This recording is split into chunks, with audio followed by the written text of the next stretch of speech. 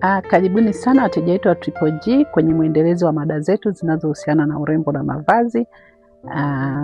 Karibuni sana Triple G. Triple G tuko Dodoma, barabara ya 10 near the Ramsey Baby Collection.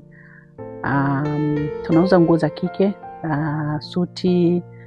suti za sketi na suruali, tunauza magauni, casual dress, tunauza office wear, tunauza evening dress na viatu, pochi na vitu vingine vyote vinavyohusiana na wanawake. Karibuni sana, tuungane nasi katika hizi mada fupi, lakini ni mada za kufundishana tu. Tulianza mada zetu, tuna mada zetu kama 5 ambazo tayari tumeshaziweka kule kwenye YouTube, ambayo tunapatikana YouTube kama Triple G Fashion Tips, lakini pia tunapatikana Facebook kama Triple G, tunapatikana Instagram kama Triple G. Karibuni sana tujifunze, lakini pia kukumbushana vitu vidogo vidogo vinavyohusiana urembo na mavazi. Sasa leo tumekuja na mada yetu ambayo inahusiana na body shape. Aina za miili yetu. Hii mada tumeileta kwa ajili gani? Tumeileta hii mada kwa sababu sisi tunasema kwamba nguo ambayo anavaa A na nguo anayovaa B ni vitu viwili tofauti. Ukishajijua mwili wako ukoje, ukishajijua kwamba we una shape gani, itakusaidia pia kuchagua nguo ambazo zinaendana na body shape yako. Kwa hiyo tumeleta mada hizi mada ni ndogo, lakini kujitambua hata unapotoka nyumbani au unapovaa kitu chako, ujione kwamba mimi nina mwili wangu fulani, natakiwa nifiche sehemu gani.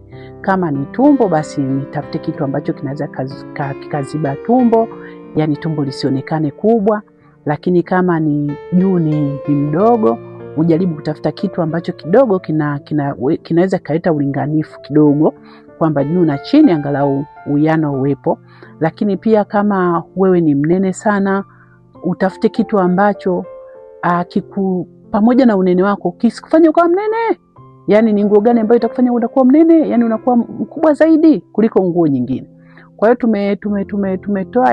tumeleta mada hii ya body shape ili mteja imsaidie kujua nguo anayotakiwa kuivaa. Lakini pia unapoenda dukani, hata yule muuzaji pia umwambie kwamba mimi ujue kutokana na umbo langu najiona huku juu ni mkubwa, huku chini mdogo. Kwa hiyo focus na kutafuta kitu ambacho kitaweza huku chini kuniweka nikawa mkubwa kulingana na umbo langu la juu. Lakini kama huku chini ni mkubwa sana, huku juu ni mdogo, pia focus na nguo ambazo utamwambia focus na nguo ambazo huku juu zitaongeza kidogo. Leo tumeleta mada hiyo na tuna aina 5 za maumbo. Tuna aina 5 za maumbo. Kwa hiyo tutajifunza aina moja. Tunaanzia na pear shape. Pear shape ni yule mtu ambaye chini ni mkubwa kuliko juu. Kwa hiyo ukiwa una pear shape, focus sana kuongeza juu. Focus sana kuongeza mabega yako, kwa sababu huku chini tayari umeshakuwa mkubwa. Sasa focus kuongeza mabega. Ukivaa brother ile mikono ya brother itaongeza kidogo, uwiano kidogo, sio sana, uwiano kidogo kati ya juu na chini. Kuna picha ambazo tutazituma, utaangalia mtu wa pear shape kwamba hii akivaa hii anakuaje, ukivaa hii utakuwa. Kwa hiyo unapokuwa mkubwa chini juu mdogo, hakisha kwamba una focus na kuongeza umbile la juu, umbo la juu. Uhakishe una focus kuongeza. Kwa hiyo tunawasihi wateja ambao wenye pear shape, hata akivaa gauni ambayo huku juu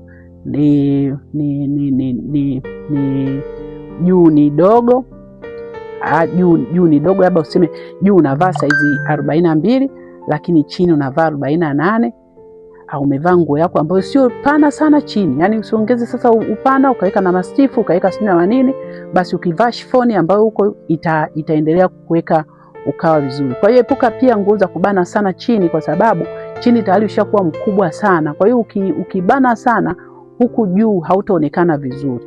Kwa hiyo jitahidi kupata kitu ambacho kinaweza kazuia kikaongeza ukubwa wa juu. Shape ya pili tunasema apple shape. Apple shape yule mtu ambaye anaonekana yuko sawa, yani uzito ambao wa mwili wake uko sawa. Kwa hiyo focus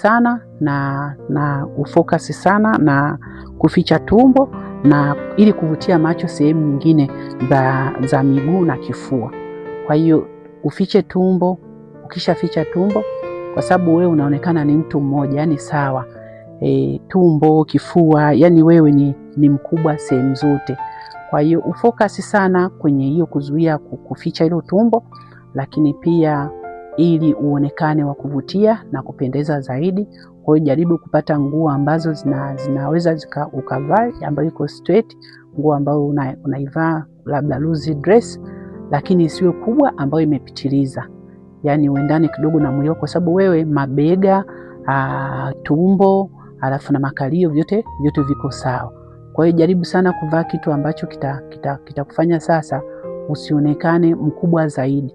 Hata manguo sasa usivae, hata kama ni mdela basi usiwe mkubwa, hata kama ni loose dress isiwe kubwa sasa ambayo imepitiliza.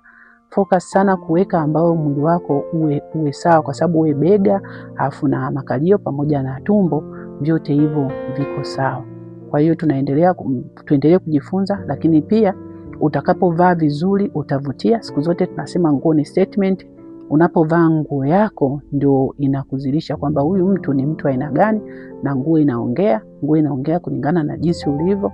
Ukivaa atasema huyu amejua, lakini mwingine anasema huyu hajapatia umbile lake. Na hizi haya maumbile Mungu katupa.